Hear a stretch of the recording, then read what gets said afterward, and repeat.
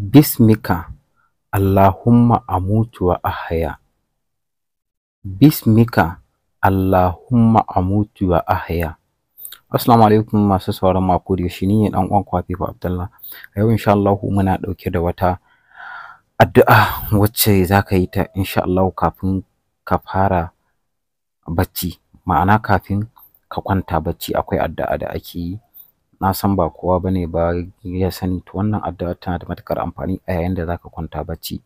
Sai ka ce bismika Allahumma amutu wa ahya. Ma'ana da sunanka ya Allah nake mutuwa, bacci kuma da sunanka nake rayuwa, farkawa. Ma'ana dai da sunanka Allah subhanahu wata'ala zan kwanta bacci, domin bacci ƙanin mutuwa ne. To shine kace bismika amutu wa ahya, da sunanka ya Allah nake mutuwa kuma da sunanka nake farkawa.